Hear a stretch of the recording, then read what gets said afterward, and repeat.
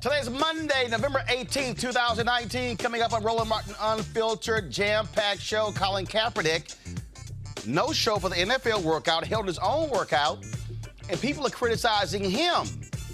What about the NFL setting him up for failure? I will talk with Howard Bryant of ESPN, who was actually at the workout in Atlanta on Saturday with all the details.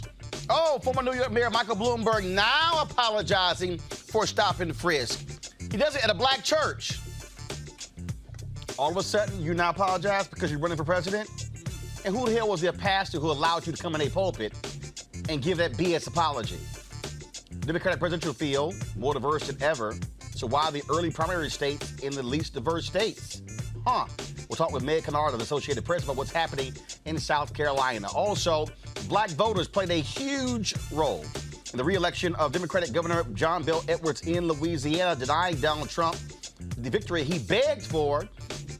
Democrats, are y'all listening? When black folks show up, we show out. Who co-founder of the Dream Defenders, as well as Nina Turner, the chair of his campaign. And Donald Trump handing out welfare to farmers. I'm sorry, they're called subsidies.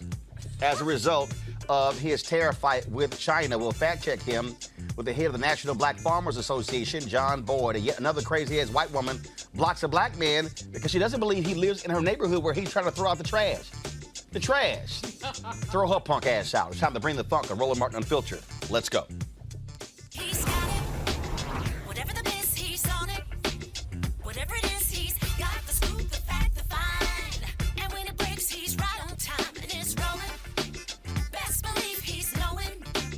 Putting it down from sports to news to politics. With entertainment just for kicks, he's rolling. It's on go, roll, y'all. It's Roland Martin, Rolling with Roland now. He's funky, he's fresh, he's real, the best, you know he's Roland Martin now.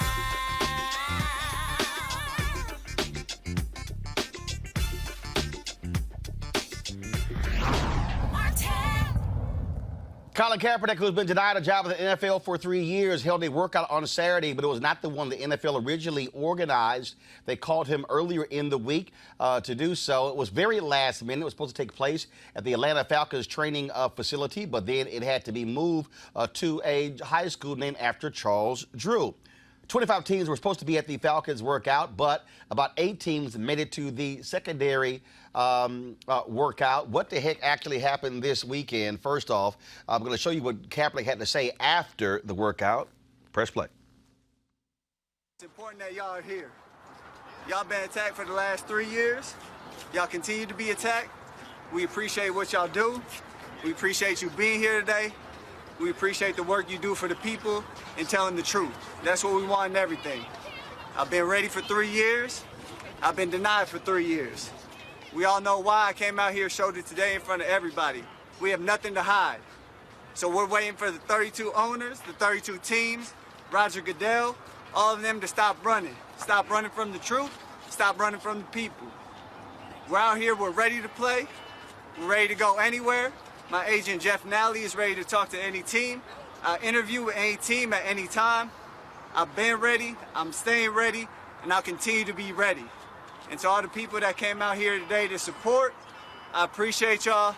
I love y'all. To the people that aren't here, I'm thinking of you. I appreciate you supporting from where you are. We'll continue to give you updates as we hear. We'll be waiting to hear from Roger Goodell, the NFL, the 32 teams. We'll let you know if we hear from them. Ball's in their court, we're ready to go. Howard Bryant of ESPN was actually there in Atlanta. He joins us right now. Howard, this was crazy. I said from the outset that the die was cast the moment this workout was scheduled. Here's Colin Kaepernick, settles his lawsuit back in February. You don't hear from the NFL for 9 months. All of a sudden, they get a phone call. Hey, workout, Atlanta, 3 p.m. Saturday, be there.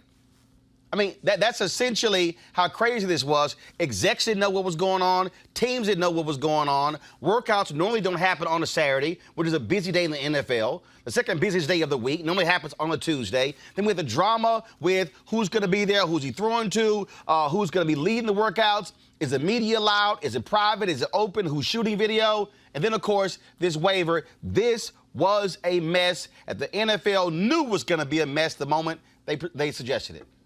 Well, not only was it a mess, Roland, but at the start, the minute last Tuesday when the NFL called the Kaepernick team and told them of this workout, the very first thing the Kaepernick team said was, well, wait a minute, we haven't heard from you since the winter. How about we take a little bit of time, step back, and do this the right way? How about we do it next Saturday? So we have, or next Tuesday, which is a work day for the NFL, because on a Saturday, you've got the coaches preparing for the next day's game. You've got the GMs preparing for the next day's game and the next week's game. And you've got all the head major scouts watching the college football games. The NFL said no to that. The Kaepernick team came back, and then they counted, well, let's do it. If Saturday is such a magic day, let's do it a couple Saturdays from now so we all have time to hammer out all of these details.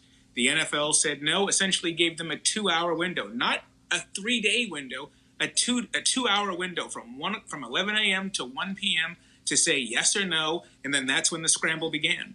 That was on last Tuesday, and by Thursday, it wasn't even clear who was exactly going to be running the workout. That's when they got Hugh Jackson, the former Raiders and former Browns coach. And so the 4 days leading up to the workout had been this rolling negotiation that never quite got settled. And when you talk about these various negotiations, people out there are saying, other sports commentators and journalists are saying, Kaepernick, he should have actually just done it. He should just sign the waiver. Now, as we understand, Mike Florio of Pro Football Talk, as well as yourself, y'all been breaking this down, that the waiver the NFL wanted him to sign is not the traditional injury waiver. No, it's not the traditional injury waiver, and the Kaepernick team says that they offered a standard waiver in place of this draconian waiver that covered virtually all scenarios that the Kaepernick team, whether it was injury, whether it was discriminatory questions, whether it was discomfort with any other of the details that were in the agreement, that they had given away all rights, that they had waived all rights to take action against the NFL in order for this workout to take place. For example, one of the key questions is, at the end of the workout, there was supposed to be an interview session with NFL executives, or the NFL, whoever was there, the NFL representatives.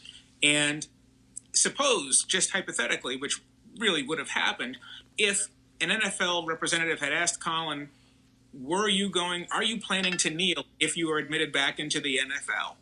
And if he said yes, and no team then chose to sign him, he would be unable. He would have waived his right to take any action against the NFL, even though that's a discriminatory practice. So naturally, they did not sign this, and it ended up being an issue that killed the deal at the last minute. And when I talked to Kaepernick's attorneys, they told me that they were under the impression that all of these details were resolvable until they weren't, up until about an hour before the workout was supposed to take place. The NFL just wasn't going to budge from a couple of those points. Now, I was watching First Take ESPN earlier, and on that show, Stephen A. Smith said clearly Colin Kaepernick and his people had this thing planned out in advance, the second workout. But I talked to Colin Kaepernick's team. I was told point blank that they had 25 minutes on Saturday, that they had their Know Your Rights campaign a few weeks earlier in Atlanta. They put calls out. The community responded. The community said, we got a location, Charles Drew High School. The people who did security for Colin Kaepernick said, don't worry about it. We're going to call other people. They're going to handle security. They were able to check the media and other people who were coming there. And so Cap's team said, no, we didn't sit here and have this thing all planned out. That it was not our idea to have a second workout. They said that they sprung to action, and it was black people, the community, who stepped up and quickly mobilized to make this thing happen. You were there. What happened? Well, there are two things about this that were absolutely phenomenal. One of them was out at Flowery Branch, about an hour northeast of Atlanta, where the Falcons facility is. There were about 2 to 3 white protesters, anti-Kaepernick folks out there from the beginning of the morning. At about 10 a.m. for a 3 p.m. workout, they were out there standing. 3 American flags, 1 sign that called Kaepernick an un-American loser, and another sign that just said stand for the flag. And across, there were 2 pro-Kaepernick supporters. within an hour and a half to 2 hours, there were nearly 100 Kaepernick supporters out there, and mobilized by the Kappas, by Colin Kaepernick's fraternity. They were out there mobilized in full force when this thing got moved. And by the way, it's incorrect that this had been planned. They had begun, the Kaepernick team had begun by Friday afternoon, Friday night. They started to think that this thing was going sideways. So they did begin to mobilize on the ground somewhere Friday mid-afternoon, Friday night. By Saturday, it was clear that there may be a need. By about noontime on Saturday, it was clear that the ground forces that Kaepernick had absolutely went into action. But yes, what they did was probably a 12 to 15-hour mobilization to go find a new location, to go find a school, to get an email blast out. It was essentially, it was almost like a grassroots political campaign, the way they were able to get boots on the ground and find this new location to make sure that at the end of the day, no matter what happened with the NFL and with the Kaepernick team, at the end of the day, there would be a workout, there would be video, and now that video has been sent to all 32 teams. And that is the key right there. The Kaepernick people said, we do not trust the NFL. The NFL did not want media there. Also, the NFL said that the Kaepernick team wanted Nike to be there to shoot a promo or PSA or commercial. Nike came out with their own statement saying that was absolutely false and want a retraction. But the shooting of video is critically important because the Kaepernick team said if the NFL is the one who's going to control the video, I don't know what they're going to send out. And the bottom line is they could say he had arm issues. They could have only shown the passes that were dropped, things along those lines. But here's the thing, Howard, you tweeted this. Because the media was allowed in, because there are media outlets who actually live streamed the whole deal, now the entire world got to see it. And here's what's hilarious. The NFL network, which the NFL owns, has been using the very video that we all saw. Had the original rules existed, the only way the NFL network would have been able to show that video is if it was given to them by the NFL. So the very network that the NFL owns is taking advantage of the video that he wanted everybody to see. And then being upset that the workout took place at all. So on top of that, this was the thing that Kaepernick's legal team had said to me as well, that they did not think. They said, of course, with these two entities suing each other back and forth for the last couple of years, why is this such a big deal? To think that to have an extra video crew there would be a non-starter, would be a deal breaker, was preposterous to them. And that they are very upset that it feels like they are receiving the brunt of the negativity for this not taking place. They didn't think that these issues were unresolvable. They figured, what's the big deal? Having a camera crew there, it's not like it's an entire takeover. It's just an independent crew that you would have thought that with all the bad blood between these two sides, it wouldn't have been a big deal, and it turned out to be a deal breaker. This is last question for you. I know you have to go. You got lots more reporting you're doing. Here's what jumps out to me, Howard, as the most important thing. It's all about narrative. The Kaepernick people understood that.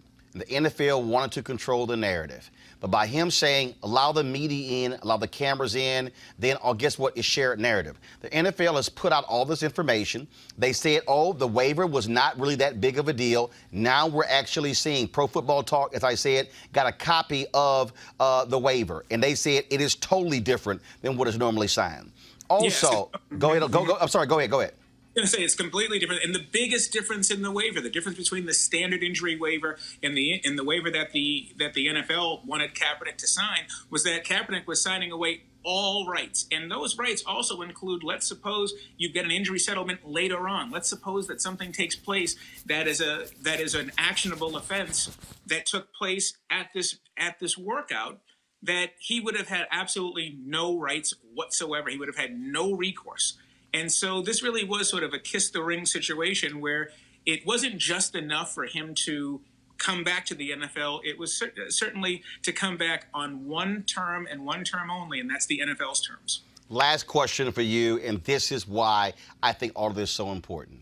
I'm looking at all these people who are offering commentary on television and offering radio. And the reality is this boils down to an issue of trust. The NFL rushed this thing. They wanted it to take place in a handful of days. And here are two sides that simply do not trust each other. And when you have two sides that don't trust each other, transparency and honesty are the two most important things here. And the thing that I am most bothered by, are the people who all of a sudden the onus is all on Colin Kaepernick, saying he shouldn't have worn a Kunta Kinte shirt, that he should have went ahead and signed the waiver, that he should have went ahead and done the workout. And also saying that, and this is where I take exception with one of your colleagues, Stephen A. Smith, a good friend of mine, fellow journalist, saying, I don't believe he wants to play football, wants to be a martyr. I've talked to Colin Kaepernick. He wants to play football. You don't work out for 5 days a week for 3 years if you don't want to play football. Well, and there's also something else to that, Roland. You also don't put yourself through this level of humiliation, because that's also what's happening, is that I think that anyone who's been in the public eye, you've been there, I've been there, we've all been in these situations where you have the public attacking you. You wouldn't do this to yourself if you really didn't want to play in the National Football League. Let's also remember, this is a closed business. It's not like, okay, if ESPN doesn't want me to work for them, I can go call the New York Times or the Washington Post, or I can call the Boston Globe or somebody else and find some place to work. There's only really one place for him to work at the highest level in the world, and it's right here. He put himself in this situation because he wants to play, but he doesn't want to play on his hands and knees. Folks, I want you to follow Howard Bryant at Howard Bryant Books on Instagram, H Bryant 47 on. I'm sorry, 42. My bad. First of all, I'm giving you a shout out. Calm down. H Bryant 42 on Twitter. Again, there are a lot of people out there who are pontificating. Howard, folks, was there on Saturday, was the only ESPN reporter on the ground the whole time. And so, Howard, we appreciate you joining us on Roland Unfiltered. My pleasure. Thank you. All right, thank you. All right, folks, I want to go to my panel here, talk more about this and break this whole thing down. Dr. Avis Jones-DeWeaver, political analyst. Mustafa Santiago Ali, former senior advisor for the EPA. Also, Dr. Julian Malveaux, economist, president Emera Bennett College. This is what just jumps out at me. And when I saw my man Stephen A. commentary, Avis, on Saturday, I said, I'm going to hold my tongue until Monday. For me, when I offer my perspective, I am doing so based upon a set of facts. And the reality here is now we see, 48 hours later, what the NFL's real intent was. This is just very basic in terms of how I look at this. So if I settle on in February, March, I hear nothing. April, I hear nothing. May, June, July, August, September, October. Then all of a sudden in November, my phone rings. Workout, Atlanta, 3 p.m., Saturday, only day. My first instinct is, what the hell is going on? Yeah. Why am I all of a sudden getting a phone call? I've heard nothing from you for 9 months about a workout. I've played in the NFL. His agent knows the system. They know that workouts normally are held by teams on Tuesday or Wednesday. They know that Saturday is the second busiest day for all teams because it's either a travel day for road teams or you're going into the hotel for a home team because you're getting ready for the Sunday games. Then, once you say, hey, this is a workout, I ask the question, okay, who's going to be there? NFL says, we're not telling you. I'm sorry. So the Kaepernick people put a statement out saying, we look forward to the general managers and the head coaches being there, knowing full well that's who determines who gets signed. And then we know the GM and the head coaches are not going to be there because they're getting ready for the game on Sunday. Right. So now I'm like, okay, I don't understand what's going on. Then it's, well, who am I throwing to? I don't know the receivers. Who's leading the workout? I don't know who that is. And so once you start going into this and keep asking questions, then it's like, okay, now I'm confused. The Falcons workout. Okay, you want to have the Falcons facility, which is an hour away from the airport. Okay, got it. It's an NFL facility. It's closed. But then who's going to be there? Then all of a sudden they say, oh, 25 of the 32 teams are going to have representatives there. Well, who the hell is representative? I mean, if I go to a job interview and you tell me, Roland, we want you to come in for an interview, who am I talking to? Am I talking to the person in HR or am I talking to the president of the network? Right. There you go. The HR person, I know ain't hiring. Right. It's the president of the network. Right. So I want to know those things. So you go through all of that. Then you get to Saturday, and they still want you to sign the waiver. And then you don't. And then the narrative is he walked out. Right. He canceled the workout. That was the plan from the beginning. This whole thing was a setup. Yeah. There was never any intention to honestly provide him an entree back into the NFL.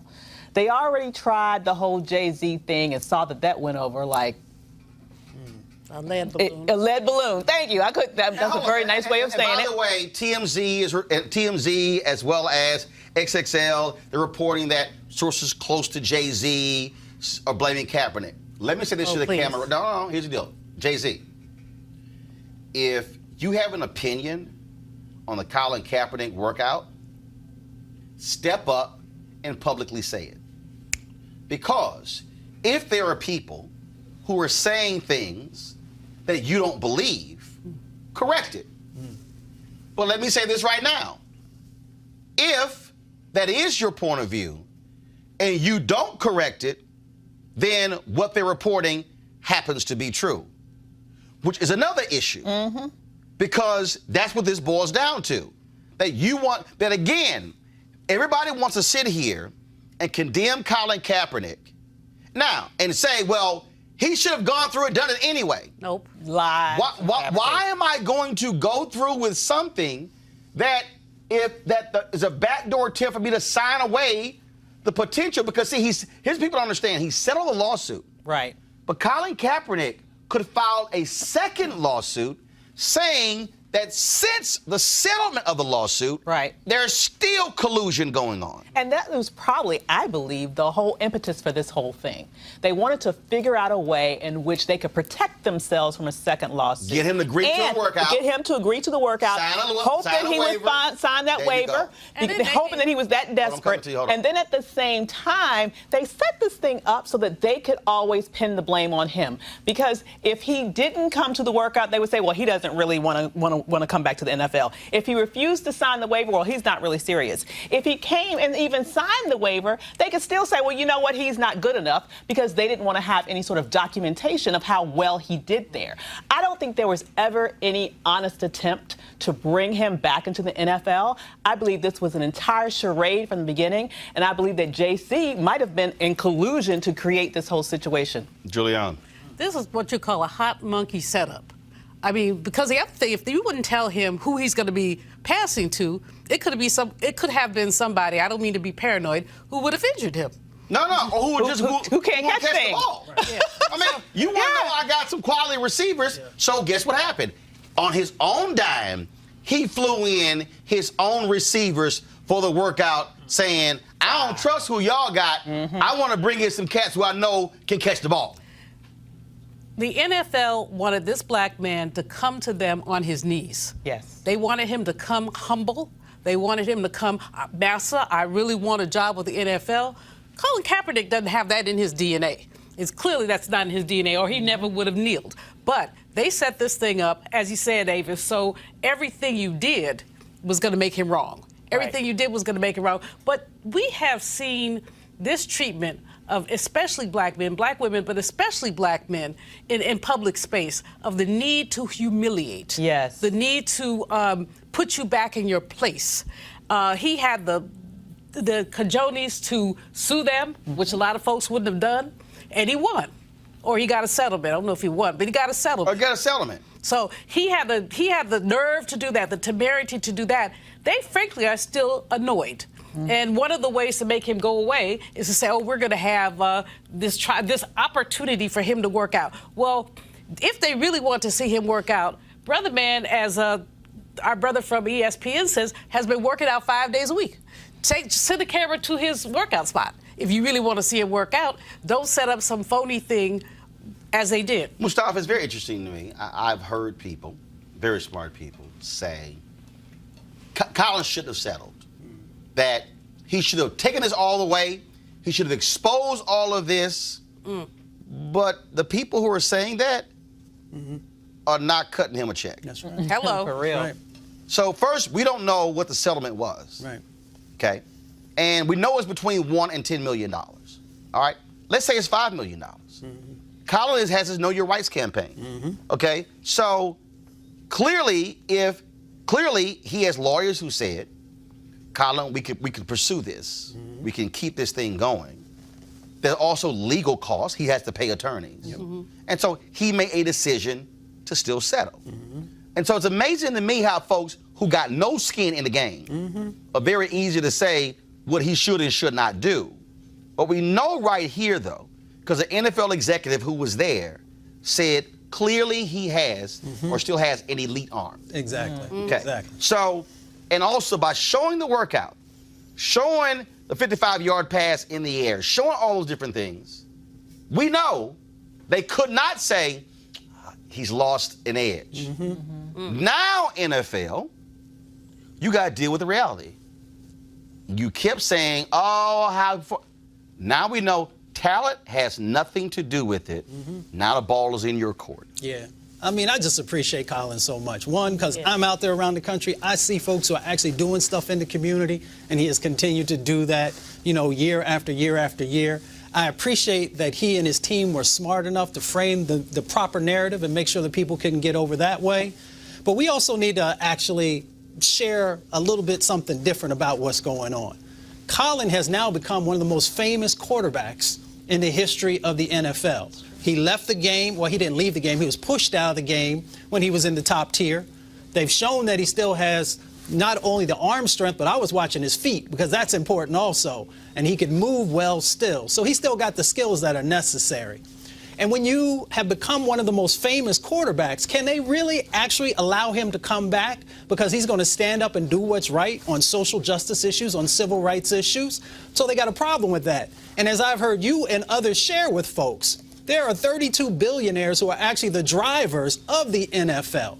So if this one individual black man can garner this much attention, can really frame these disproportionate impacts that are happening inside of our communities, then this truly is about power, and it's about those 32 other individuals who didn't have enough power to actually completely annihilate this brother. And for me, that's what's really going on. So let me unpack even further, because some of y'all might be saying, I don't understand why so much attention on Colin. Because you're saying Kenny Stills, who still is kneeling, got traded from the Miami Dolphins to my Houston Texans.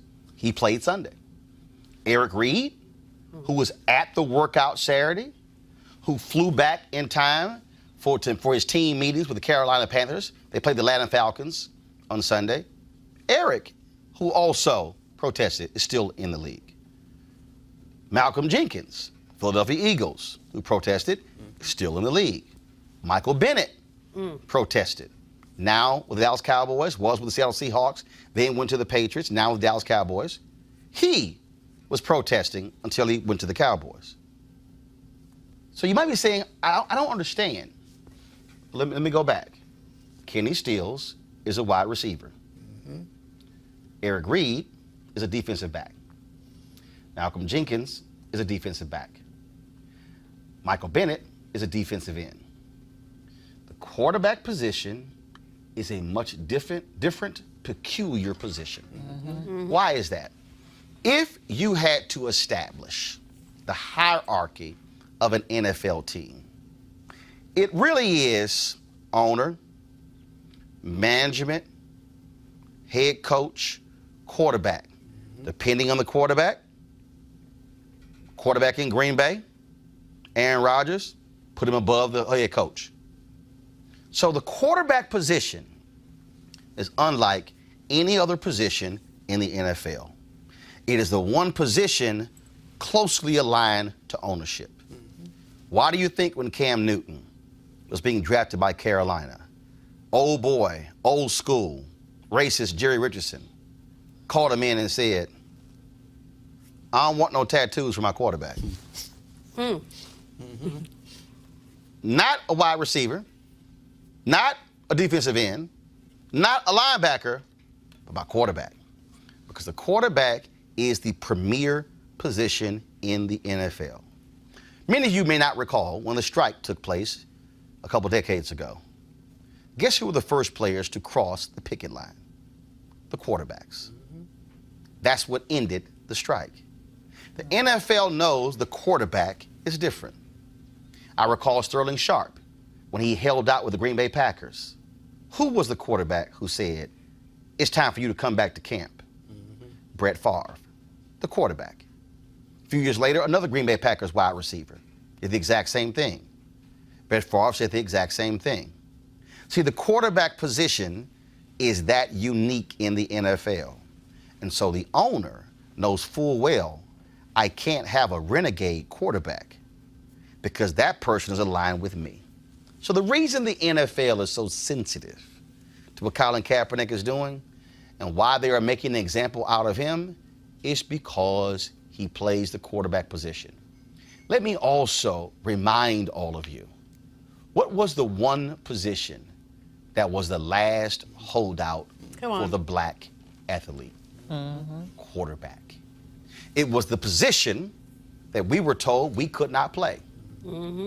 Even though Grambling, Florida A&M, other HBCUs, they are the originators of the pro offense. The black quarterback could not play.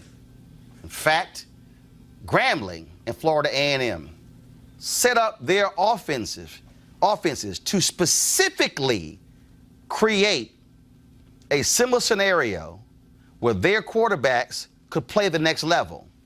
But the NFL refused to play black quarterbacks.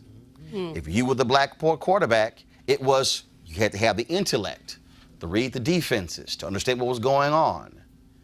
They said we could play every other position besides that. On defense, what was the quarterback position? Middle linebacker. That was the last position that we could play. We could play the speed positions, wide receiver, defensive back. We could play offensive line, defensive line. We could play running back. But they said on defense, y'all can't play middle linebacker. And on offense, y'all can't play quarterback. You need to understand the history of the NFL and what is going on here. The reality is, what they don't like is that Colin Kaepernick refuses to say Toby. And the reality is there are lots of people who are in media, who are black, who have said Toby. There are individuals who are on social media who have said Toby. Because what they're saying is, do whatever you need to do. Bend over, bow down, buckle, give in order to play in the NFL. But why is it that some of us don't have the courage to stand up to these individuals? I recall a certain player called last name McMahon. Remember him? Chicago Bears? Wore a headband that said Roselle. Thumbed his nose at the NFL, at the commissioner, did whatever he wanted, led the Chicago Bears to a Super Bowl. Do you know what he was called? Eccentric. He was called a renegade. Was he ever kicked out of the NFL? No, he wasn't. It's interesting that same team has a trash quarterback from North Carolina who can't play a lick. They have a Super Bowl quality defense. But they literally are going to lose because they will stick with a loser quarterback than sign somebody like Colin Kaepernick. Folks, we deal with facts, and we understand the facts in this case here. And the bottom line is this here. There is no other reason that Colin Kaepernick is not in the NFL other than the fact that he plays quarterback and he dared to challenge a country when it came to the police brutality and the killing of black men. This has nothing to do with the anthem, has nothing to do with the flag. What it has to do with is institutional racism in this country where people are more concerned with a piece of cloth as well as the hurt feelings of police officers than they are with the First Amendment. you cannot praise the symbols that you say Colin Kaepernick was against, such as the flag and as well as the anthem, if you can't praise the First Amendment that the man used, and that is the right to protest. We'll see what happens next. I doubt very seriously that any team is going to call Colin Kaepernick, because the last thing they want is Kunta Kinte playing quarterback. Going to break. When we come back, we're going to talk about black voters in Louisiana, how they had an impact in electing Democratic governor, and what's happening in South Carolina. That is going to be the big race to show the power of black voters. All that next. Roland Martin Unfiltered. You want to check out Roland Martin Unfiltered? YouTube.com/Roland S. Martin. And subscribe to our YouTube channel. There's only one daily digital show out here that keeps it black and keep it real. It's Roland Martin Unfiltered. See that name right there? Roland Martin Unfiltered. Like, share, and subscribe to our YouTube channel. That's YouTube.com/Roland S. Martin. And don't forget to turn on your notifications so when we go live, you'll know it. All right, folks, as the marijuana momentum continues, our friends at marijuanastock.org have already reached more than half of their funding goal for the hemp CBD investment. That's right. If you want to take advantage of this great opportunity, you need to do it now because it won't last much longer. If you don't know, I'm talking about the hemp plant, the good cousin to marijuana with a much higher concentration of CBD. That means hemp gives you all the medical benefits of marijuana without getting you high. Now, if you don't know, hemp farming is now legal in the United States, creating one of the largest commodities worldwide. It is an investment opportunity, and that's where the folks at 420 Real Estate come in. Their business model is simple. They buy land that supports hemp CBD grow operations and lease it to licensed, high-paying tenants. That's right, they are hemp CBD landlords.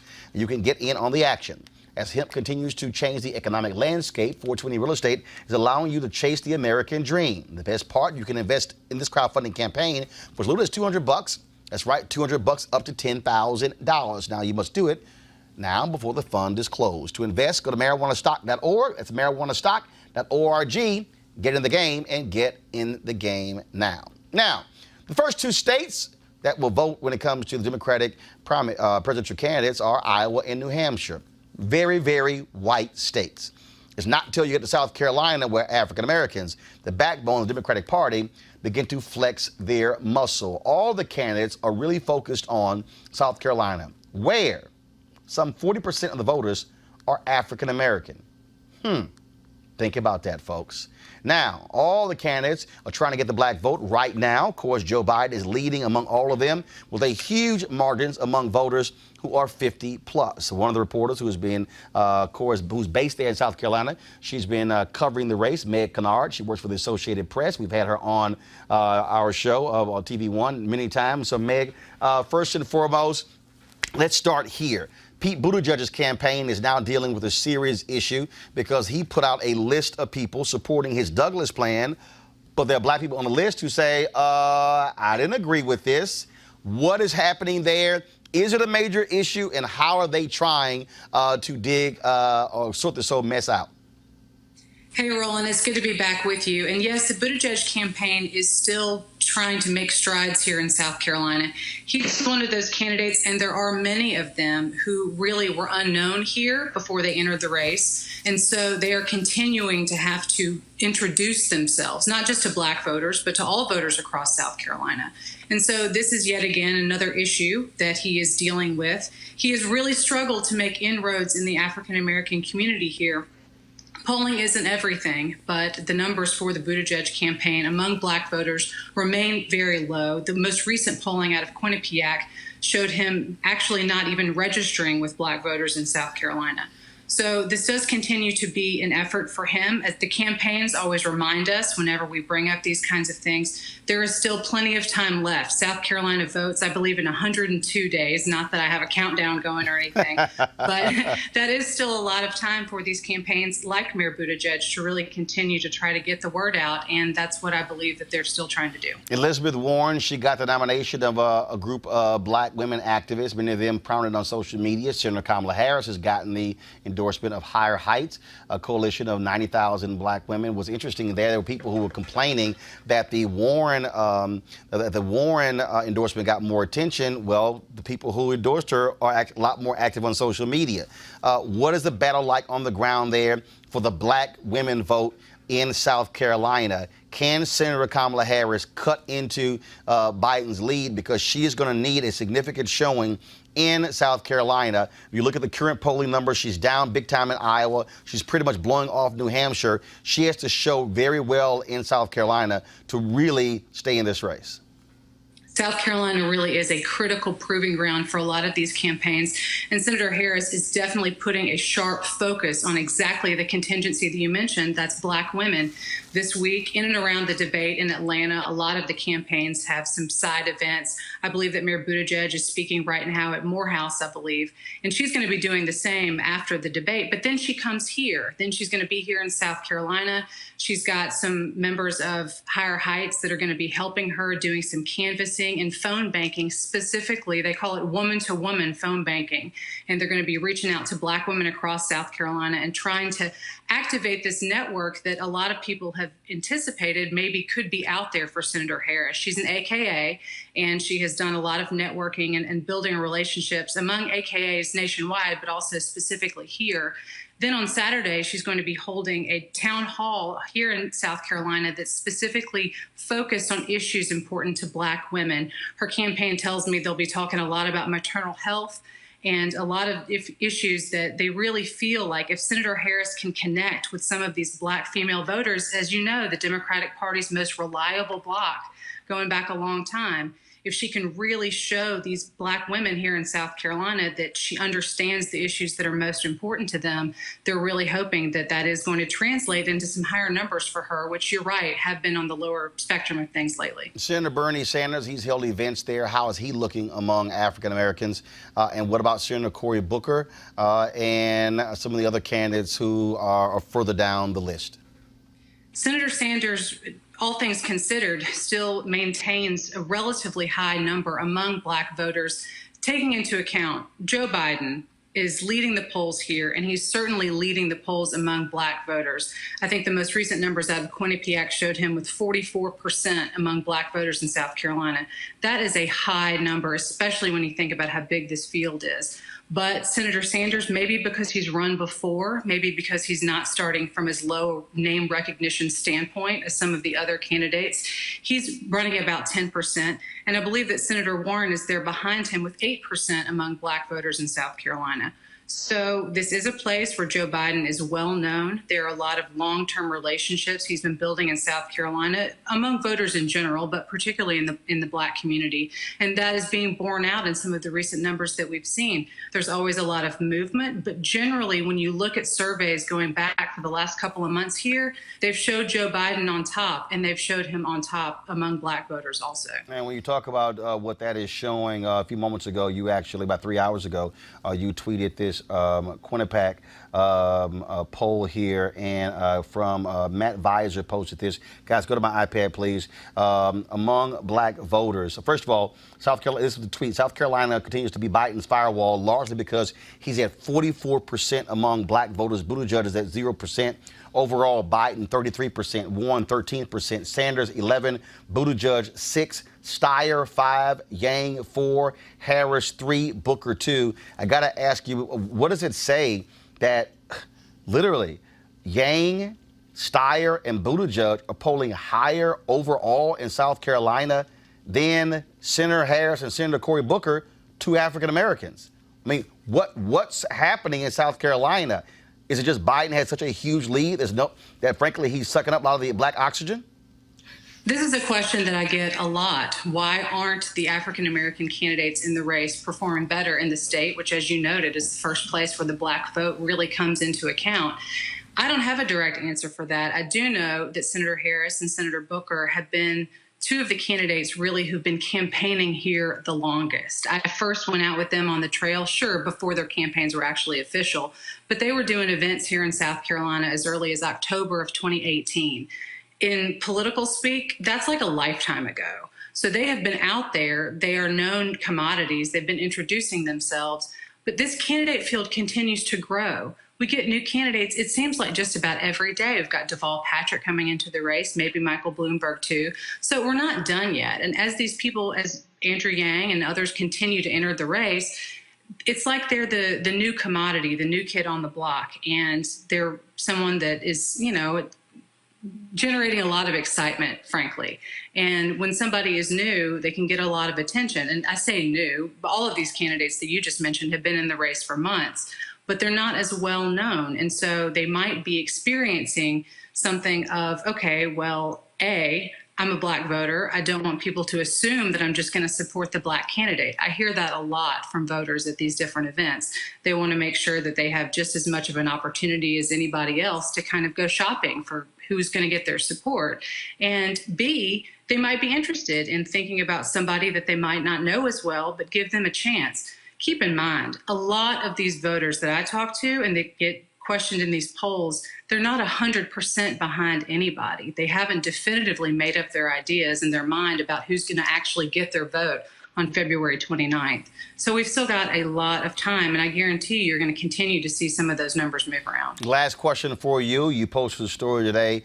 Folks, go to my iPad, please. Bloomberg wins key South Carolina endorsement ahead of possible 2020 bid. Steve Benjamin, the mayor of Columbia, South Carolina, says that if Bloomberg gets in the race, he is going to endorse him, saying that, quote, he's got what it takes and he's got the resources to take it to Trump. I believe firmly that Mike Bloomberg can win. I think resources are going to matter.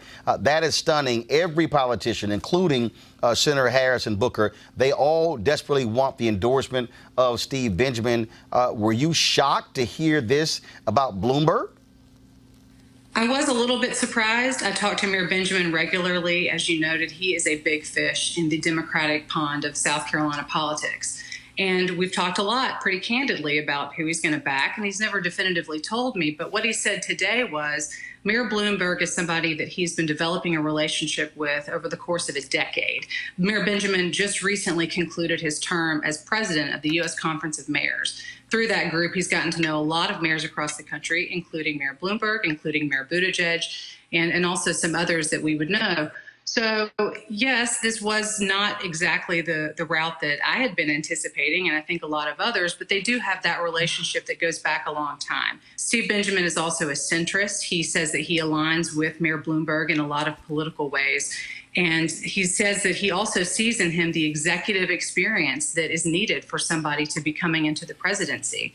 So for all of those reasons, Mayor Benjamin said, look, if he decides to get into it, I think that Mike Bloomberg is going to be my guy. And to note, I do want to note this, there's been a lot of talk lately about endorsements and what comes along with those endorsements, and is money a part of it? One of my colleagues out in Iowa, Alex Jaffe, broke a story recently about some politicians there who said that some officials from Tom Steyer's campaign had actually been offering them money for backing. And I didn't like to add this question on, but I did straight up ask Mayor Benjamin if that had been any part of the calculus here. That was already a conversation on Twitter when the story started circulating. And he said, no, absolutely not. In no way, shape, or form was there any mention of money or money changing hands. And that just goes to show you that we are in a cycle now where those questions are going to come up.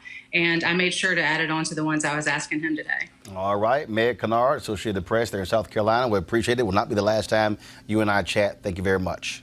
Thanks, Roland. All right, folks, let's right now go to two folks who are working on behalf of Senator Bernie Sanders, and that is Nina Turner, former political official there in Ohio, chair of the campaign, and Philip Agnew, of course, he is co-founder of the Dream Defenders, both of them supporting Senator Bernie Sanders. You heard what Mayor Kennard there was talking about the race in South Carolina.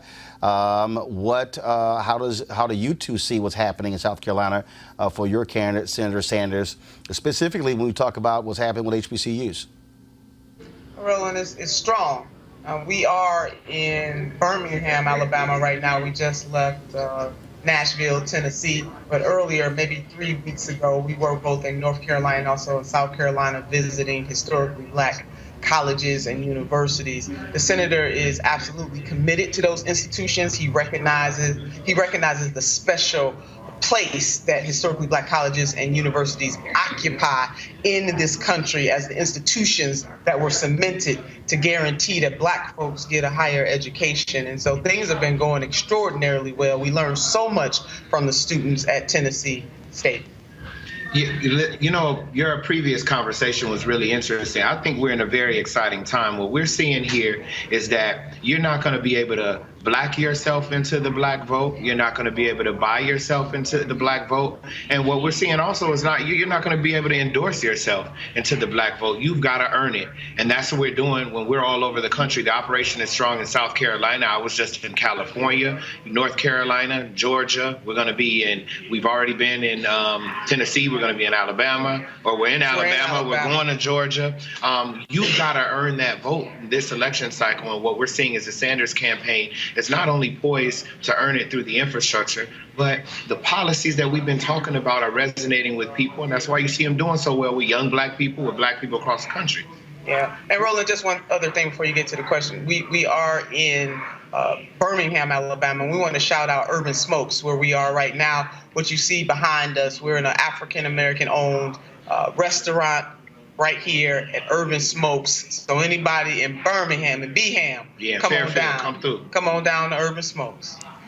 We talk about, obviously, HBCU is critically important, but also what is jumping out really deals with the issue of also economics, and that is Black businesses in terms of driving that. And so how is that also playing a role in terms of Senator Sanders' message to African Americans? Because at the end of the day, money is money, and either you have it or you don't. And you can talk about mass incarceration, we can talk about police brutality, but the dollar was also critically important to Black folks. No, it is, Roland. And in terms of some of when we talk about the infrastructure reforms that we need to have in this country and making sure that we have dollars available for Black businesses. One that I want to talk about, I know even before infrastructure, is the laser focus in on his marijuana legalization policy. Mm-hmm. Within that policy, the senator not only talks about legalizing marijuana all over this country, but taking those dollars and putting them into a pot for grants. And he names very clearly the African American community and others. And that is vitally important, because he could have said all others, but he said the African American community and others, and placing that money in a pot so that African American owned businesses, that's just one example, can utilize that money, new entrepreneurship, because the very population, our community, that has taken the greatest hit for these laws that are unforgiving, especially when it comes to war on drugs. Yep.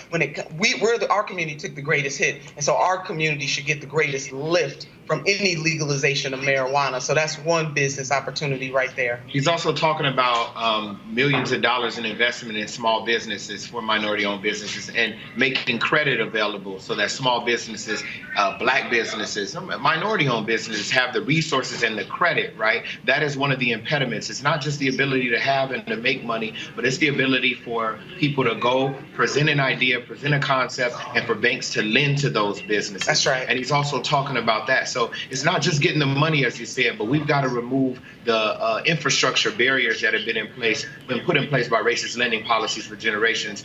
And he's talking about doing that in his platform. And his other idea, Roland, and he has bills for this too, about the post office taking over some banking, taking over a banking role. That is another opportunity. He talked about that really very, very much in terms of the payday lending that goes on in our community, other poor communities, where they rake poor people over the coals, but making sure that our postal service can play a role in the banking and borrowing of money as well. All right, folks, I certainly appreciate it. Thank you so very much. Long way to go. We'll certainly have you back on the show in the future. Nina Turner, Philip Agnew, thanks a bunch.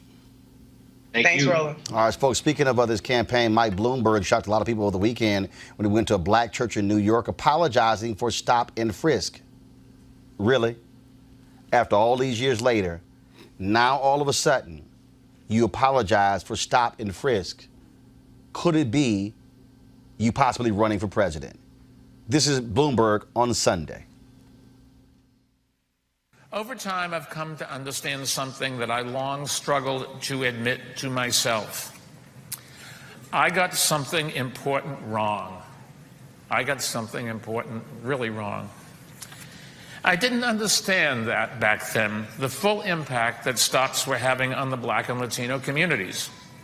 I was totally focused on saving lives, but as we know, good intentions aren't good enough. Now, hindsight is 20/20, but as crime continued to come down as we reduced stops, and as it continued to come down during the next administration, to its credit, I now see that we could and should have acted sooner and acted faster to cut the stops. I wish we had. I'm sorry that we didn't. But I can't change history. However, today, I want you to know that I realized back then I was wrong, and I'm sorry. All right. Joining us right now on this very issue is Karis Love, the Justice League of New York City. Karis, I'm sorry, that was bullshit. I agree. I mean, I'm not going to sit here and try to be nice about it. That's bullshit. Because as late as earlier this year, Michael Bloomberg was defending Stop and Frisk. Absolutely. Yeah, it's total nonsense. I mean, you have activist groups like Justice League NYC who have been fighting since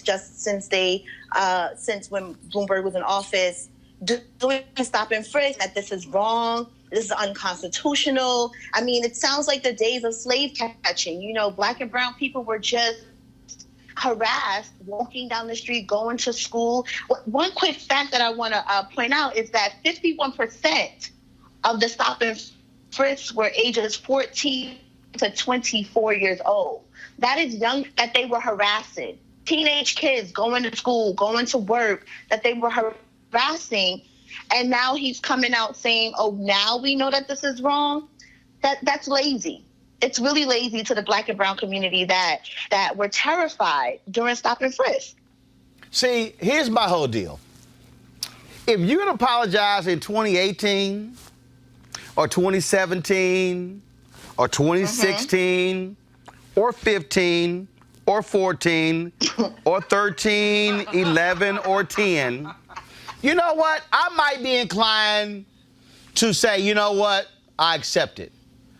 But he pimped this black church by going in that pulpit and apologizing only after he revealed he might run for president.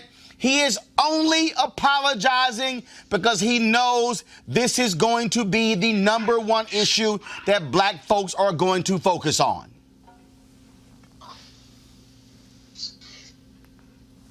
Karis, you there? Karis, you there? I mean, as it should. You know, this is a really hot topic for black folks, especially here in New York City, who this. And why not apologize when you saw numbers go down? When the frisk went down, why not apologize then? You're years later to apologize for something that it was just another tool to that prison pipeline for. He could have apologized earlier, but he didn't. And so he wants our vote. And it's lazy. And the black community is not going to stand for it. We understand that this is all he's trying to pander, and we're not going to stand for it. It's totally unacceptable that he thinks that he can swindle us now and say, oh, now I apologize. So it's too late. It's too late. Yep. Karis Love, Justice League of New York City. I appreciate it. Thanks a lot. Thank you. Avis, you tweeted same thing. Don't come in with this bullshit apology. That's exactly what this was. And some of you out there, somebody sent me an email over here, Roland, should you have to cuss? Yeah, this is bullshit. I'm going to call it what it is.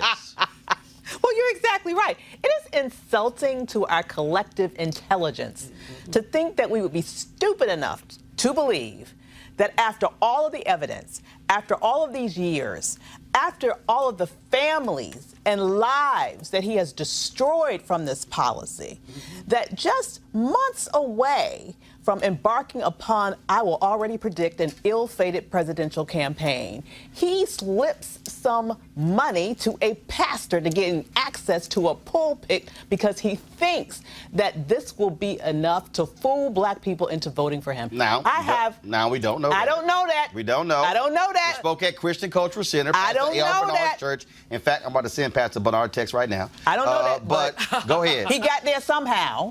And I will just say that we are not stupid. We weren't born yesterday. And as I said in my tweet, if the only time you apologize to me is when you need something from me, then I know your apology ain't worth ish. But, you know, beyond that, apologies, it's not apology, period. Then what you going to do about it? Right. What are you proposing to make these people whole? Right. As the sister said, you know, most of these folks were 14 to 24. Some of them now have records. Right. What are you suggesting that their records be expunged? Are you suggesting that something else happened? No, I'm sorry. That was the sorriest sorry I ever received. Yeah. I mean, that was not a sorry. I was only concerned about crime. I did not realize the impact. I'm just my bad. Everybody told him. And to her point, when the numbers came out and crime went down, he kept defending it. And defending it, and defending it, and defending it. So it's like, damn what you saying right now, player. But, you know, the whole issue of crime, law and order, we see it with 45, you see it all the time. That's a racist trope. So it's supposed to be that black people are responsible for all the crime that occurs. We know that's just not the truth. Right. We know that a lot of crime is correlated with poverty, but we know that the majority of criminals are white people. But, you know, it's very disappointing for him to come like that, and I hope he doesn't get in the race. But if he does get in the race, I hope that people spank his butt. Mustafa, he knows. He knows. There's no way he could appeal to black voters because this was going to get brought up, and that's why he stood up there and apologized. And I'm sorry. I will not accept it. Not in November of 2019. Right. You're just trying to clean it up. People should tell the fullness of the story. So there were major cities that did not have stop and frisk in place, and their numbers went down.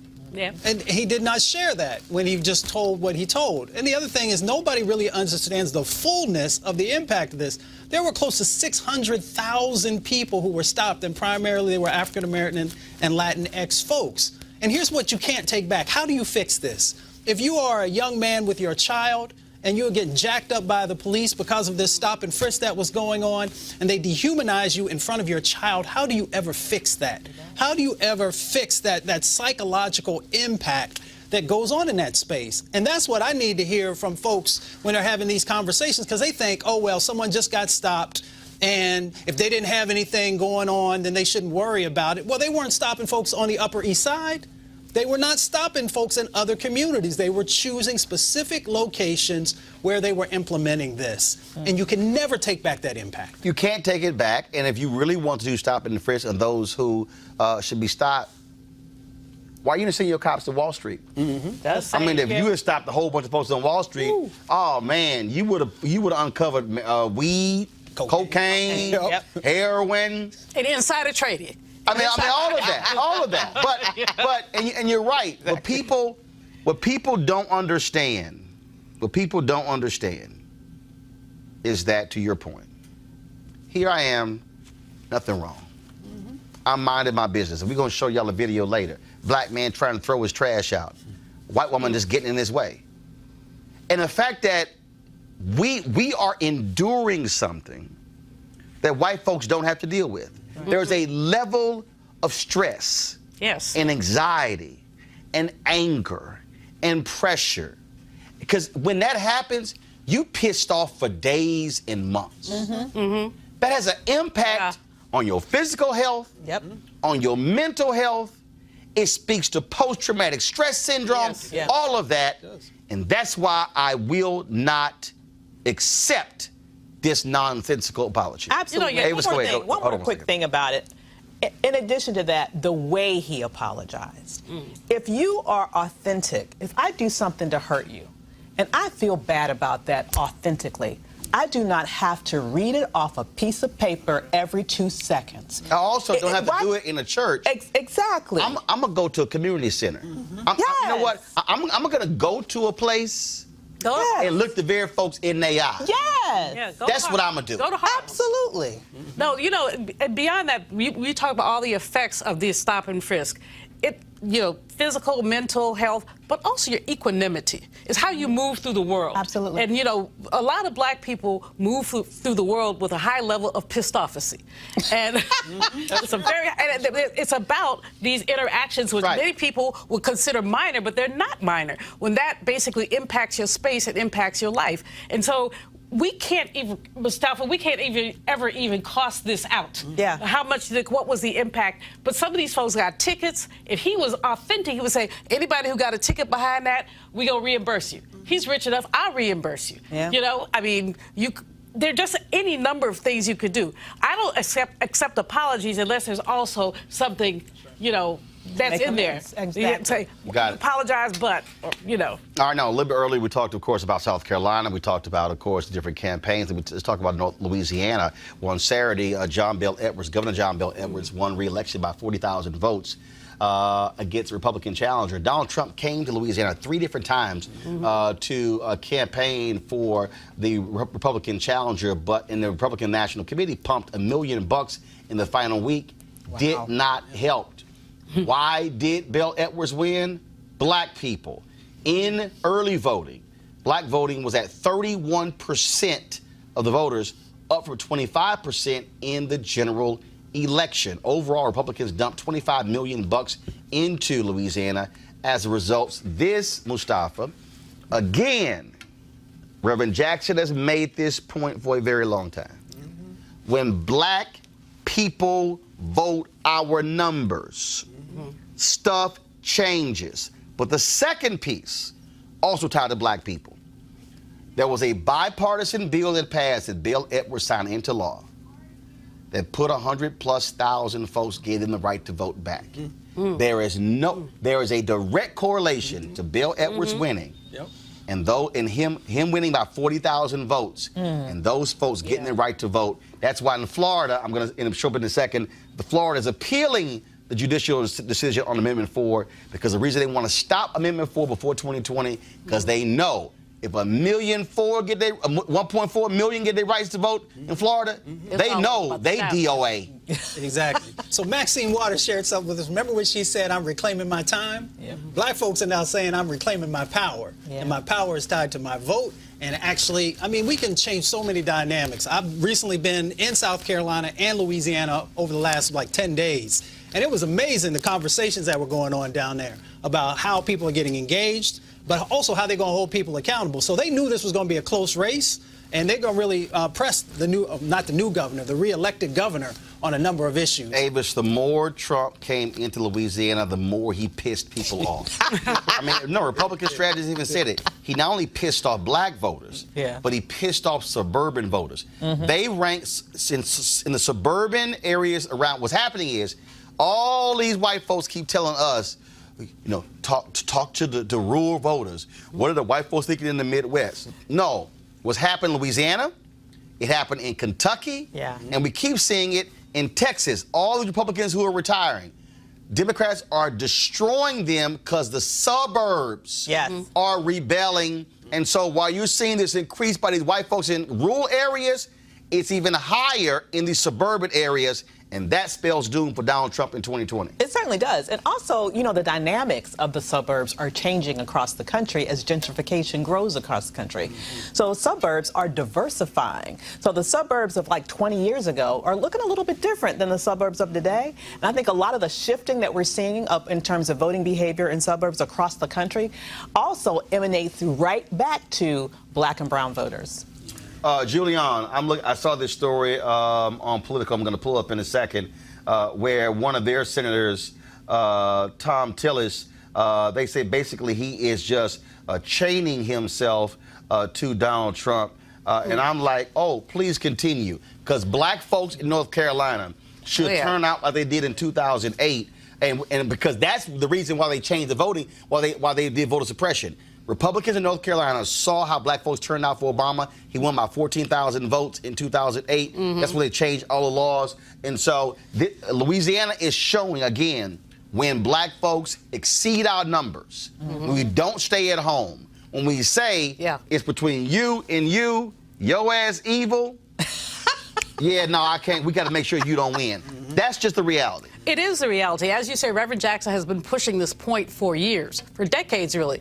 Well, the hands that picked peaches can also pick presidents. And so we saw the kind of turnout in Louisiana that was really important. Bell Edwards is not a perfect governor by any stretch of the imagination, but he is eons better than the Republican. And what I'm loving about this is just a smack upside the head that 45 got. Because basically, he went to Kentucky. He thought he was going to turn the election there. He did it. Now Louisiana, 3 times. Who goes to a state 3 times? So he really thought he was going to turn this. And all the writing on the wall says to him, look at Virginia. All the writing on the wall says, no, dude, you're not going to get it.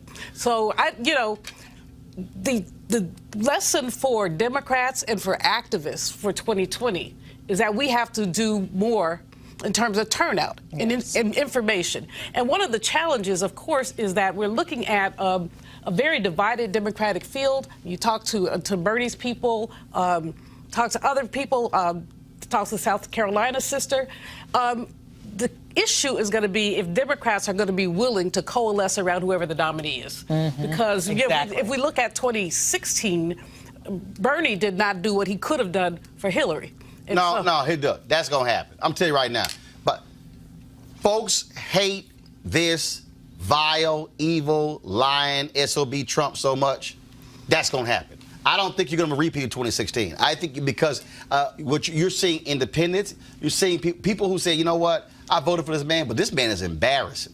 I mean, he's embarrassing to folks. But again, what we're seeing is when African Americans understand the power. But I think what has to happen, though, what has to happen is there has to be, and what's happening, Latasha Brown and Cliff Albright, the Black Voters Matter, and these other groups, what they're doing is they are not just saying what traditionally happened, y'all, we got to vote.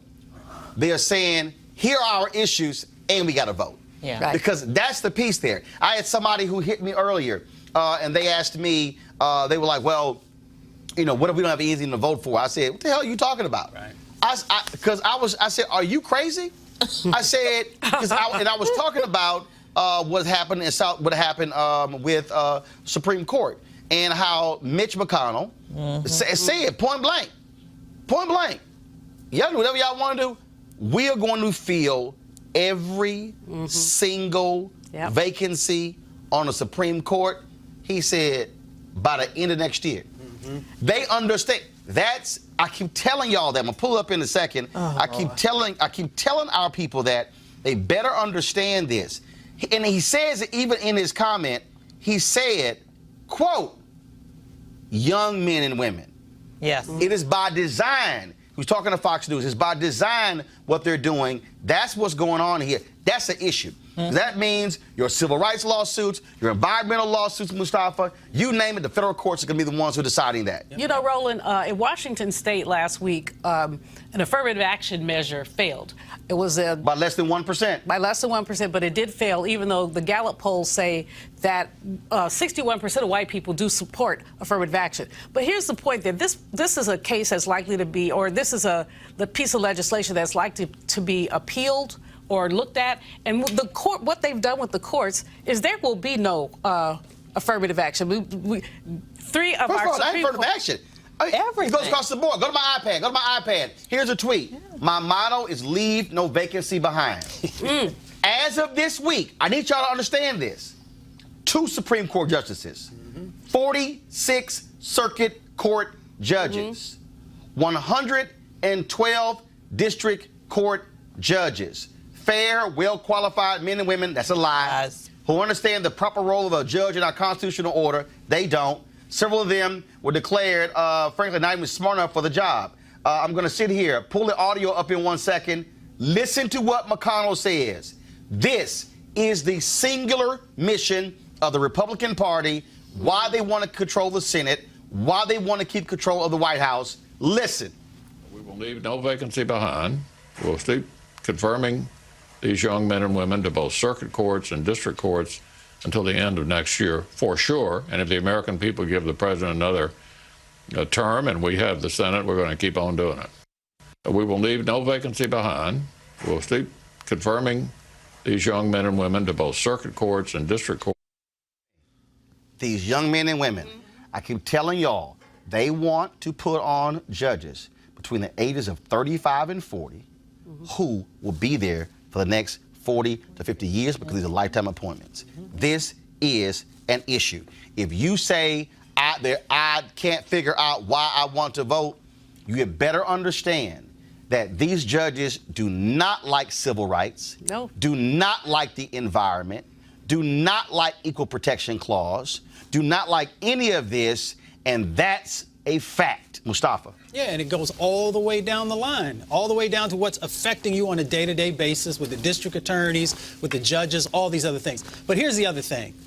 For all those folks who are trying to decide where they want the resources to go in supporting voter education and engagement, you got to support these organizations. The Black Women's Roundtable with Melanie Campbell, with the work that Latasha Brown's doing. If we are not getting the resources into the hands of those folks, so they who know how to talk to black folks. Exactly. Not, let me be real clear,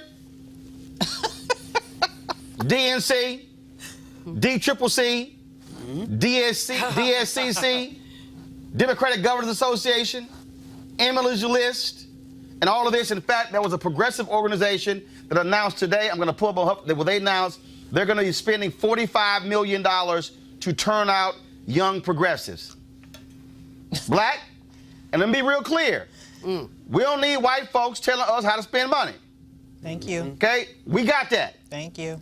The problem what you have is that you have these organizations that are able to go out and raise 30, 40, 50, $100 million, and then pennies to black organizations. And to which is why, I'll go to you in a second, which is what, Mustafa, you're going to finish, then Julian. Which is why black folks, we also have to fund our own politics. Yeah. Which means that black folks with money got to do it.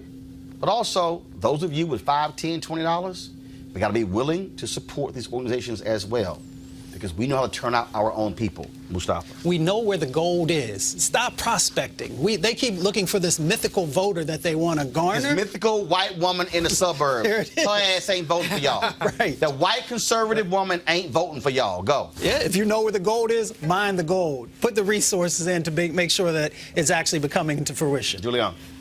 If we look at the 2016 election, one of the things that occurred is that the Democratic Party and Hillary did not invest in the black media. So you look at the NNPA, black newspapers, you look at the work that you've been doing in other black media, and these folks basically say their attitude is, well, they read the paper, as opposed to black folks want to see stuff targeted toward them, because that means you're paying attention to us. And that's been what has happened, is that they have not been paying attention to us. And so we could lose everything if the Democrats can lose everything if they don't show enough sensitivity to really reach out to black voters. And that's what happened in 2016. Yep. And again, folks, you see the progressive group is ready to spend $45 million bucks turning out young voters.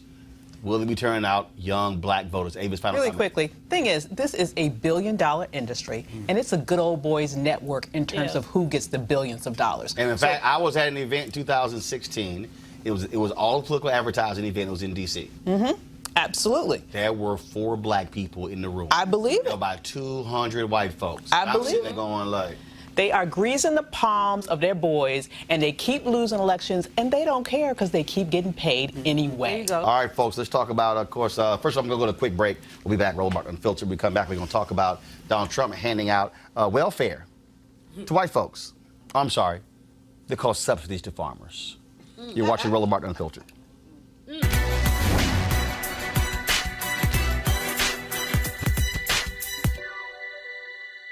None of us are responsible for our birth. Our responsibility is the use we make of life. Novelist and newspaper person Joshua Henry Jones.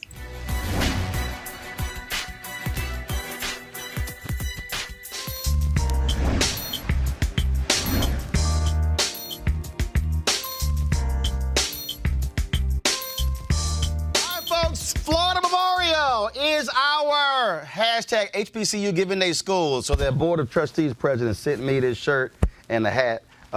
It was a short sleeve shirt that was cold as hell, so I couldn't wear it today. That's why I've got my YouTube black shirt on, but I'm gonna go ahead and put it on. And so he said, hey, when you wear it, go ahead and let me know. So I'm actually wear it another day. I'm gonna go ahead and show y'all. Of course, they were founded in 1879. Of course, notable graduates include Sabrina Fulton, author Freddie Lee Peterkin, and pilot Barrington Irvin. I actually did a commencement address at his graduation. If you want to support Florida Memorial, go to fmuniv.edu. That's fmuniv.edu. Please support our HBCUs because they need our dollars to survive. All right, folks. White folks, especially conservatives, love talking about welfare. They love wanting to cut money to SNAP and cut money to food programs. Yet Donald Trump has created, frankly, one of the biggest welfare programs in America. It is called handing money to farmers. Now, he created this whole tariff battle with China, which has caused farmers to go out of business. They've been losing money when it comes to soybeans, when it comes to milk, you name it. Some of them are filing bankruptcy. They're shutting down. All of those things are happening. He's been lying, talking about they've signed deals with China and Japan. Lie. Farm bankruptcies, folks, at its highest since 2011. Now, already, $28 billion has been given. Okay, let me repeat that. $28 billion given. Not loaned. Given. Donald Trump has given more money to farmers so far than the bank bailout in 2008. Here's this tweet he sent out. Our great farmers will receive another major round of cash, compliments of China tariffs prior to Thanksgiving. The smaller farms and farmers will be big beneficiaries in the meantime. And as you may have noticed, China is starting to buy big again. Japan deal done. Enjoy. Y'all, that's a big ass lie. First and foremost, China ain't paying a damn thing in tariffs. This is the dumbest man you've ever seen. Tariffs are paid by American taxpayers. So American taxpayers, we're giving American taxpayer money to farmers because of this fool's tariff program. It's called welfare. They call it subsidies. Joining me right now is John Boyd. Of course, he leads, founder and president of the National Black Farmers Association. John, any black farmers getting any of this money? Not a whole lot, Roland. And thank you for having me. And I was listening to your commentary, and you're right on point because this is an all-time high for farm foreclosures. Farmers are not being lent any money. And in fact, I just got off my combine, Roland, a few hours ago, and harvested about 1,000 bushels of soybeans. And the price is a little over $8 and some change a bushel. So when this president sent out that tweet, he is clearly not being clear and telling the truth with the American people. He lying. He's lying. He's lying. He's lying. And a few years ago, soybeans were up to about $16.80 a bushel. And today I'm selling soybeans for $8 and some change. And for people who can't do the math, you got a government job, your boss walked in today, and he just told you that you're going to have to take 50% reduction in salary and go out and do the same work. And his agriculture secretary said last week, basically there's no room in this country for small farmers. So he's contradicting what the agriculture secretary said, Sonny Perdue. And Roland, I recently had a meeting with him a few months back, Sonny Perdue, and asked him to increase black employees at the local county offices around the country and increase black appointments to USDA commissions such as the Small Farms Commission, et cetera. And his response was to me is that he didn't want any tokens. That's what he said. He didn't want any tokens. Well, fine. Appoint more than one. Didn't want to work. Yes. He didn't want. Say it again. He didn't want people who didn't want to work. What? And I told him, Roland, I didn't know any black people, any black farmers who are still on the farm today as bad as we've been treated by the United States Department of Agriculture. who were lazy and didn't want to work. That's the myth that white people have about black people in this country, that we don't want to work. It's not true. It's not true. We weren't lazy when we were slaves. We weren't lazy when we were sharecroppers. We weren't lazy in Jim Crow, and we ain't lazy now. The issue is we're not getting a part of this $20 billion bailout and subsidies and all of these things. But white farmers, the top 10%, Roland, received $1 million per farmer. What?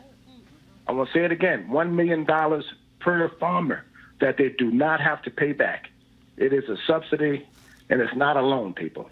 And what kills me, John, is you still got some of these white farmers. I saw this one story. This fool actually lost his family farm, and he said, I'm going to still vote for Trump because his fight is important. I'm like, you got to be dumb as a doorknob. Let me tell you something. Yes, I wouldn't lose my farm for President Obama, and I love him, Roland. I wouldn't lose my farm for President Obama. And they're sitting here. I had a guy on the NPR radio show a few weeks back who said that they were going to stick in there and hang in there with President Trump regardless. One white farmer in my neighborhood said he sold himself and President Trump. Oh. Basically what they're saying, Roland, is they're glad to see a white man in the White House. That's basically what they're saying. Yep. They had 8 years of President Obama, a black man who was pretty sharp, had his stuff together, had a great family, was basically flawless as far as any type of scandal, anything like that. And now we have President Trump who can't even tell the truth if he had the opportunity to do so. So it's like night and day, and these white farmers see themselves and President Trump as the last great white hope. And he's divided this country so badly in rural America. All you see now, Roland, are rebel flags and all of this stuff that is really surfacing. And black people need to wake up. Take a drive out through the country and see these big rebel flags hanging up on the interstate and through the back roads of rural America. Yep, absolutely. John Boyd, National Black Farmers Association, man, we appreciate it. Thanks a lot. Thank you. Appreciate it. Thank you, Roland. Real quick, go to our panel here. Yo, this is welfare. And again, these conservatives who love talking about government handouts, not saying a damn thing about these government handouts. Beyond that, the economy, farmers have been kicked because of the tariff by the economy. And so the timing of this is very interesting. So as 45's ratings are going down some places, okay, here's some checks, because some of the farmers, I agree with John Wesley Boyd about some of the white farmers who vote for him no matter what. Right. But some of the other farmers, they've seen themselves kicked and they're considering. So if a farmer is getting an average of $1 million, I mean, that's not only is it a subsidy, not only is it welfare, but it's also a bribe. Quite frankly, it's a bribe. Here's some money, vote for me. Yeah. And they so dumb, Mustafa. China ain't paying for this. It's like them dumbasses believe that Mexico's gonna pay for this wall. Yeah. Taxpayers paying for it. Exactly. And some of the farmers in the Midwest know this because I've talked to them who've been going through the floods and who have lost everything. So first there was the early rains, then the floods came, they've lost everything. Here's the game that's going on, because when I was in the government and I ran this 17-agency task force, I had to deal with USDA. So what's going to happen is these middle-sized farmers and these small family farmers, they're going to lose their land, and the big conglomerates are going to end up picking the land up, and they're the ones who are going to benefit the most from these resources that are being pumped into them. And for those of us who understand the history of our relationship with farming, at the turn of the century, we had almost 1 million African Americans who were farmers at that time. Now we got 40,000. And you know, here's the thing. This is an economic time bomb that Trump is just pushing a little bit further down the road. He don't give a damn about none of these people. Absolutely, so that it doesn't go off while he's in office. Because here's what he's doing. He's already destroyed, he's obliterated the supply chain. Because of this tariff situation, you think China's going without soybeans? Right. Hell to the no. They're buying them from somewhere else. And so what would make them come back to the American farmer once this ridiculous trade war is over? It's not. He keeps subsidizing them because nobody wants to buy their stuff. And then once he gets out of office, either we're going to have to continue to subsidize them or they're just going to have to fall just going to have to fall because he has completely obliterated their businesses just because he doesn't know what the heck he's doing in office. You know, more than that, Roland, these Republicans always talk about balancing the budget and deficits, but he is running No, off the deficit. No, they talk about that. They don't do it, The though. Democrats in charge. Right. They ain't said a damn thing about the budget, the deficit, since Trump been in there. Like, not a word. Nope, they let him, that tax bill that he passed a couple of years ago, it was a debt ceiling. I mean, it was a debt trap. They don't care. These subsidies for farmers, another debt trap. Meanwhile, Department of Education wants to cut $8.5 million out of schools. So, you know, you just have to balance the F-35 bomber, which actually Congress is giving the Defense Department 35 more than they want. Make no sense. You know. It makes no sense. Real quick, folks, here, before I go out this way. Remember I told y'all, so, you know, Jay-Z's company is Rock Nation. This tweet went out Oh, Lord. Okay. TMZ reported that a source close to Jay-Z said he was disappointed in Colin Kaepernick for the workout, right? Then XXL magazine, one of them, had their own source. Okay, Rock Nation, his company, this is what they tweeted out. A source at Rock Nation tells us Jay-Z hasn't spoken to any sources. Just say you don't believe him. You don't believe him. Like, what the hell is that? That don't make no sense. Real quick, also, y'all, I saw this, and I know we got to go. I'm overtime, supposed to end at 7:30. I got to show y'all this here. No, I got to show y'all what this fool had to say. Y'all HUD Secretary, Ben Carson sent a letter to Maxine Waters saying that basic manners elude you. She wrote a letter to Donald Trump blasting his housing policy. And then this is what he wrote. Go to my iPad, Henry. My mother always taught me that people shouldn't throw rocks, especially while they live in a glass house. Because of that wise lesson, I was a little surprised to read your hostile letter to President Trump regarding the record number of homeless Americans in California, particularly in your district. She said that Trump, your shamelessness knows no bounds. And Carson wrote her, shamelessness is a career politician of 30 years laying blame. Anybody? Has Boy lost his mind? You know, I mean, the homeless, one of the things, Roland, is that the homeless crisis is escalating because in cities you have so much, you know, housing is unaffordable. We have it here in D.C. You know, I'm a native San Franciscan. You got people under the highways. Maxine Waters is absolutely right to call 45 out. And Ben Carson, I mean, something happened to him. Well, also, he's completely unqualified for the job. Hold on, I'm going to read this to you. This is what he said, quote, I have sent multiple letters to your office and requested numerous meetings, but each time you've refused. Basic manners elude you, and it seems that instead of producing results, you're more interested in producing cheap headlines at the president's expense like a true career politician. He later talked about, remember he got in trouble with those comments about big hairy men trying to enter women's shelters. This is what he wrote. Shamelessness is allowing anyone other than a biological female into a better women's shelter. So let me say this. Two things real quick. One, in relationship to homelessness in this country, he plays a significant role in helping to address affordable housing in our country. Two, if he want to talk about people keeping it real, we had a meeting set up with him to talk about the lead impacts that were happening when I went over with Michael K. Williams. You remember Omar from The Wire? Yep. And the meeting was set up for weeks. When we got there, he all of a sudden disappeared. What he didn't know is that I have people who work at HUD and said he was in the building. So if he wants to talk about keeping it real and doing the right thing, then you need to show up. Well, he don't know what the hell he's doing.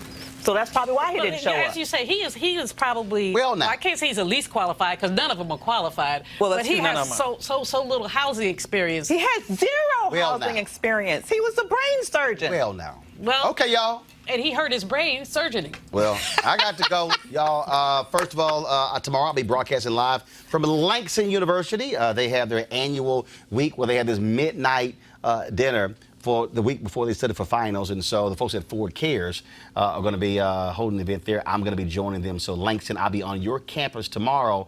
And I got to get some Langston gear. I did the graduation and I ain't get no gear. I'm like, what's up? So if y'all want me to wear some Langston gear tomorrow, hook a brother up. Otherwise, it's going to be an alpha thing tomorrow. They had a gift bag for you. You just didn't get your gift. No, they ain't give it to me. It's always an upgrade when you got an alpha thing. They ain't give it to me. Right. There you go. I'm just saying. There you go. So now I'm going to have an 06 gear on. So y'all got to decide. Want me to do my show in Langston gear or alpha gear?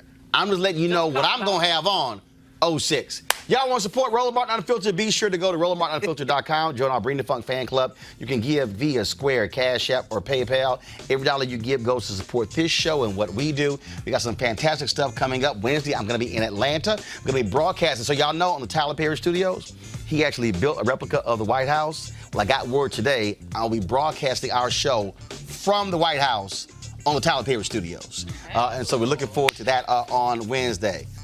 That's what happens. Black man own it. Black man own the show. It's a black hookup thing. Also, shout out to the folks at YouTube. They had their YouTube Black Content Creator Summit a few weeks ago in Atlanta. They gave us this great shirt right here. And so we got some good things that are coming up. And so we certainly appreciate all that they do, being supportive of this show. And my man, I got to do this here. Keenan sent me this here. So, you know, when we launched this show right here, we had 130,000 supporters of this show right here. Well, folks, guess what? My man Keenan dropped this. This happened over the weekend. Give me 1 second. I'm pulling it up. Over the weekend, this happened. Go to it. We hit 400,000 subscribers on our YouTube channel. In fact, we dropped that yesterday. We're now 401,000. We've added 1,000 folks in one day. And so I can't wait till we hit 500,000 subs. All you got to do is go to YouTube, click subscribe on our YouTube channel. Also, turn on your notifications so that way, every time we go live with the show, with the speech, with the rally or whatever, it will automatically pop up on your phone. You ain't got to look for us. That's what we do. Look, this is a black show, black owned. And think about it today. We dealt with Kaepernick, Bloomberg lying about Stop and Frisk, black voters in Louisiana, black voters in South Carolina, black farmers not getting money as well. I left some black stuff out. Bernie and his black people on the show as well. What else we talk about? I left something else out. I know I left something out. And I didn't even get to all the stuff that we had planned. What happened to crazy-ass white people? We had too much other stuff. I got to push it to tomorrow. I'm like, it's an hour and 40. It's supposed to be just an hour and a half. See, y'all, we cover so much black stuff, we ain't got enough time. So if y'all support us, we can go 2 hours and everybody can get paid. All right, I got to go. I'll see you guys tomorrow from Langston, Oklahoma. Holla!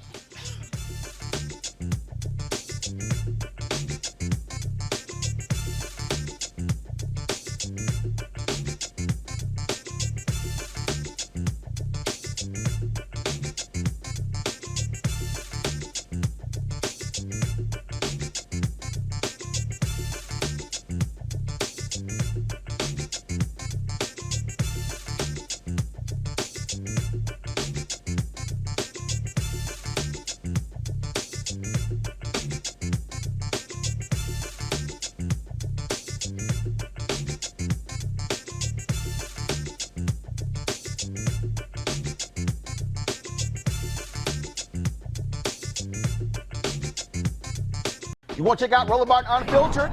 YouTube.com/Roland S. Martin. And subscribe to our YouTube channel. There's only one daily digital show out here that keeps it black and keep it real. It's Roland Martin Unfiltered. See that name right there? Roland Martin Unfiltered. Like, share, and subscribe to our YouTube channel. That's YouTube.com/Roland S. Martin. And don't forget to turn on your notifications so when we go live, you'll know it. Hey everybody, this is your man Fred Hammond, and you're watching Roland Martin, my man, Unfiltered. Hi, this is Essence Atkins, and you're watching Roland Martin Unfiltered. Hey yo, Peace World, what's going on? It's the Love King of R&B, Raheem Devon, and you're watching Roland Martin Unfiltered. Hi, my name is Brescia Webb, and you're watching Roland Martin Unfiltered. And well, I like a nice filter usually, but we can be unfiltered. What's going on? This is Tobias Trevelyan, and if you're ready, you are listening to and you are watching Roland Martin Unfiltered. What's up? I'm Lance Gross, and you're watching Roland Martin Unfiltered. Hi, this is Cheryl Lee Ralph, and you are watching Roland Martin Unfiltered. I mean, could it be any other way? Really? It's Roland Martin.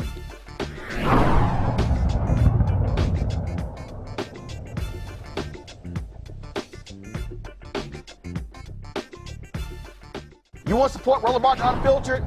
Be sure to join our Bring the Funk fan club. Every dollar that you give to us supports our daily digital show. There's only one daily digital show out here that keeps it black and keep it real as Roland Martin Unfiltered. Support the Roland Martin Unfiltered daily digital show by going to RolandMartinUnfiltered.com. Our goal is to get 20,000 of our fans contributing $50 each for the whole year. You can make this possible. RolandMartinUnfiltered.com.